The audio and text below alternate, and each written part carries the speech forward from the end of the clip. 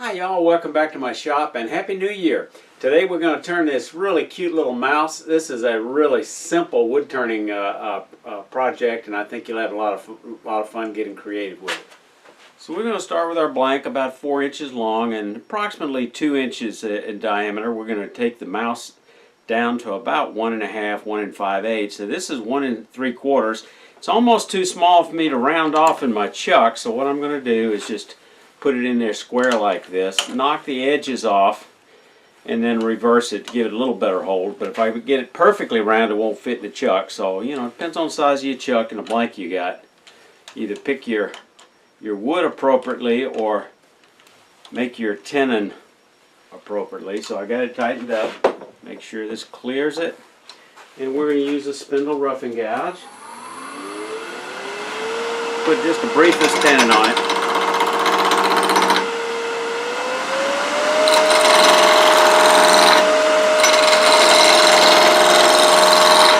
As far as I can go. The lathe's a little noisy because I've got it in bowl mode, which gives a little more torque, but it's not what I want for spindle turning. So let me change the belt. It goes up to about 1500 RPM, this model.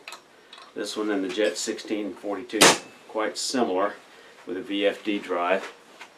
So I've knocked the corners off. Now I'm just going to take a heating and parting tool and just put just the briefest tenon, not go all the way down to round or it won't hold it. It's too big, too small.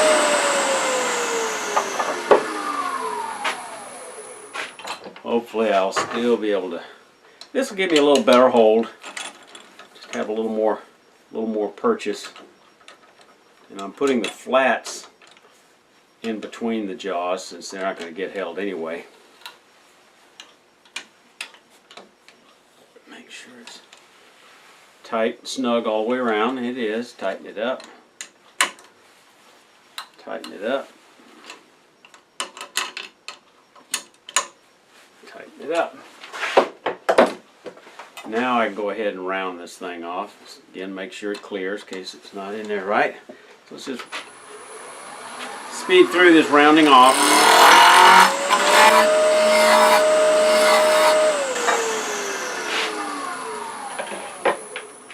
Now we're going to go ahead and measure these, set these calipers to the appropriate distance. I'm just going to do this on a little ruler I've got on the side here.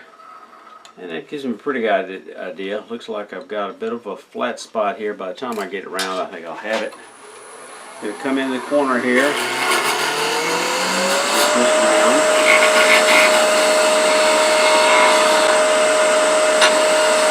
Turn it at a slight angle. A little smoother cut.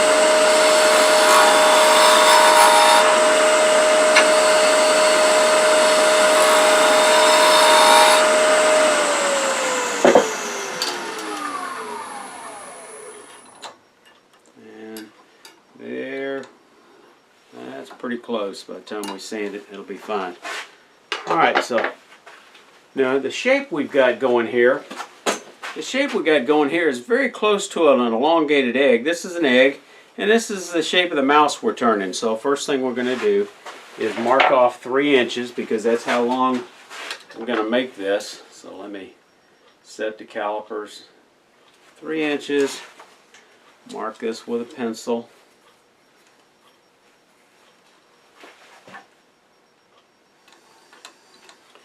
And as I normally do, I'm going to take a parting cut here and not rely just on that pencil mark because I'm not going to change the length. Don't go down too far because you want to leave as much mass here while we shape the front. And we can use a spindle gouge, we can use a skew. I'm going to use a 1/2 inch spindle gouge just because it's fast.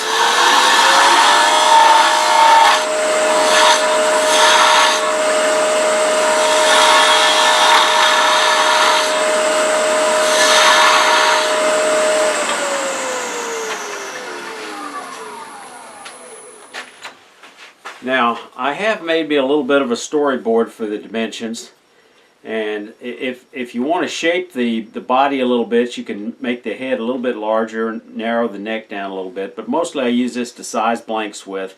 I know this is 4 inches for the blank. I've got the critical dimensions marked on the length, and also the thickest part of the body. I'll mark that, because basically the body is just like a large bead, and we're just going to take it down from here down toward the point. Rather nose rather, not the point.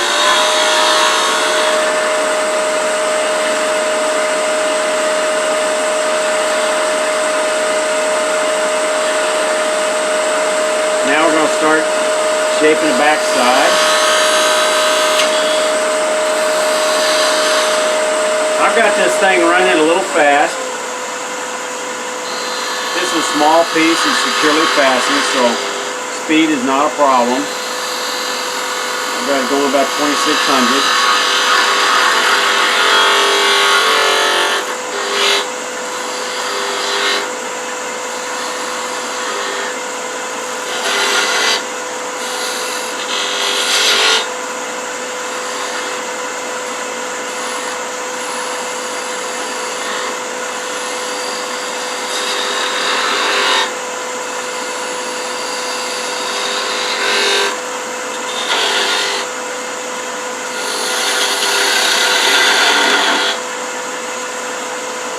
Now we got to sit back, kind of look at that profile a little bit. This is not too challenging a project to turn, so we're going to call that good. Got a little knot here, but that's not going to be a problem. We're just going to make the knot the bottom, and I'm going to put this against the belt sander.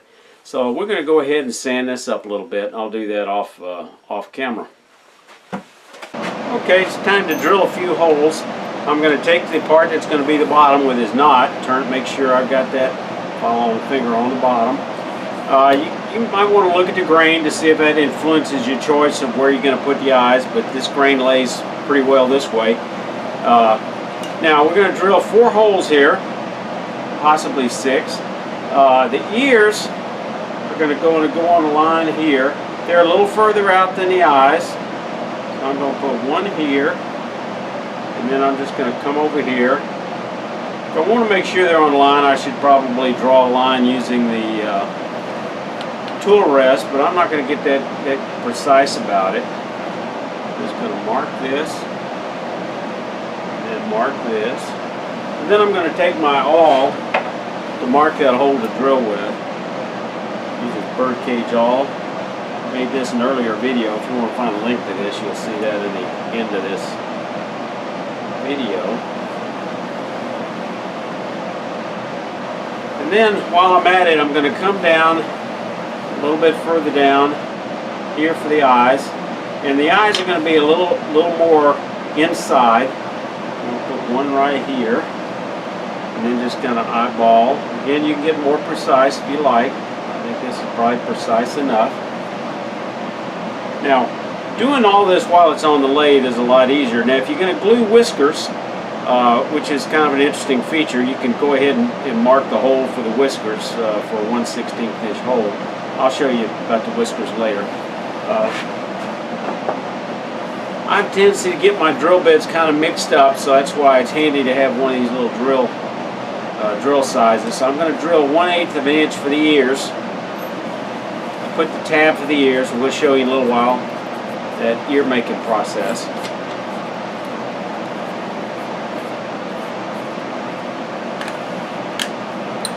So I'm just going to kind of go in from the side here.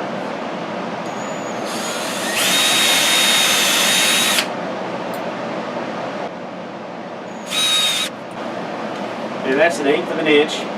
That ought to be big enough to put your leather or felt ears, the tab in. Now I'm going to use a 3/32, just a bit smaller to make the eye. And I'm just going to drill these eyes out. I'm going to kind of go in from the front. There's different ways you can make the eye, and I'll show you some of those a bit later. But for the time being, now we've raised a few edges. Let me go ahead and get this drill out of the way and And I'm just going to go ahead and take just a bit of a sandpaper and rub away those edges that I stirred up with the finest grit that I'm using.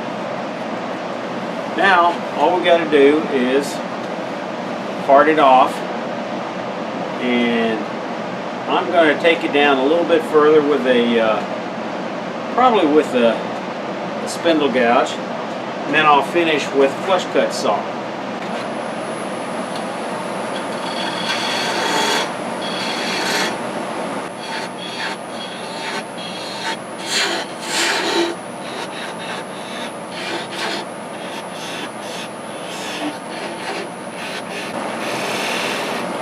Before I get after it with that Japanese flush cut saw, I'm going to take just a moment and kind of touch it up with sandpaper just a bit.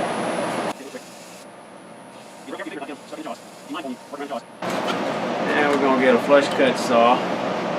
I could probably done that with do this with a skew, but actually this is a bit easier. That's only wood. Okay, I'm back. Now you can take a pocket knife or a skew. Skew ought to be as sharp as a pocket knife, and just cut back a little bit on that nub before you do the little final sanding. If it's too rough, you can of course hit it with a belt sander. And after you get sanded, we're going to drill a hole for the tail. For sanding the nub, I find it just about as easy to take some coarse sandpaper and just rub it around like this and then go through finer grits. But if you want to do this on a belt sander, or if you want to put a sanding mandrel on your drill press, or put one in on your lathe and do it, those are all options. And that's going to be good enough. At the very bottom, we're going to go ahead and mark with the awl.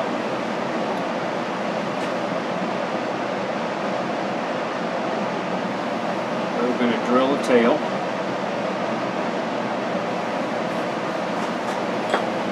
For the tail, we're going to use a little scrap of leather or boot lace. If you got wider leather, you can cut it off. And we're just going to drill this hole. We're using 5/32 of an inch hole, which is just about right for that leather lace.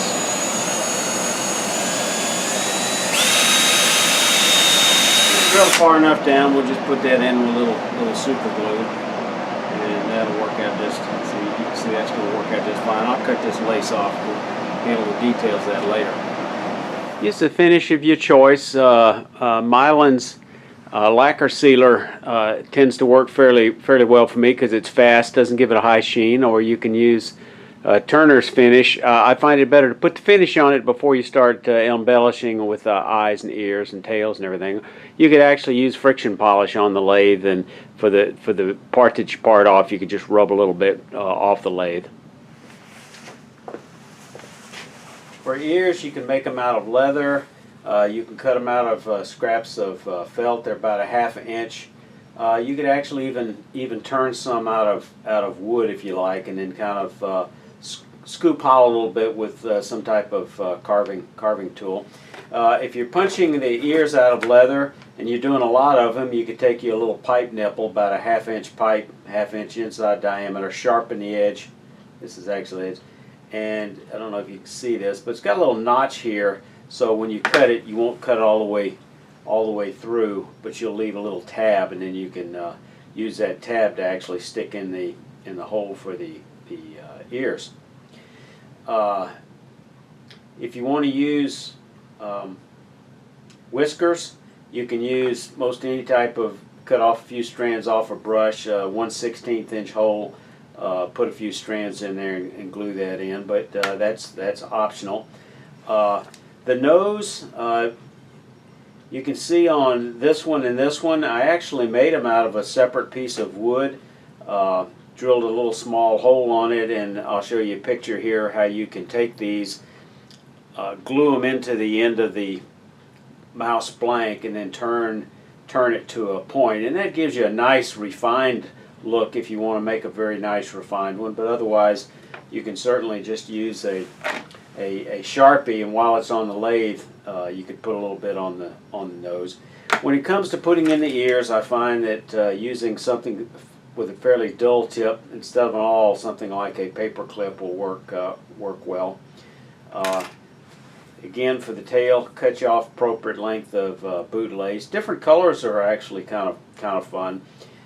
Drill a hole about 5/32 of an inch and then glue that in.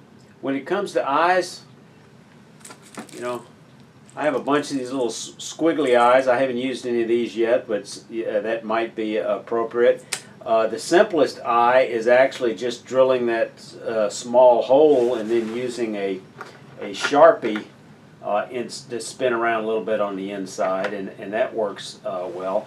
If you want to have beady eyes, okay, that's a poor joke. You can get little beads from your hobby shop and glue those in. Just drill you a little hole so they'll recess in appropriately. Okay, I hope I inspired you to turn a little mouse. That was a fun little project. I use this all during this video. If you haven't made one of these, check out my video from the link that's going to be shown here on making an awl. Feel free to leave comments, ask questions, participate in the community. If you're not a subscriber, please subscribe. Safe turning.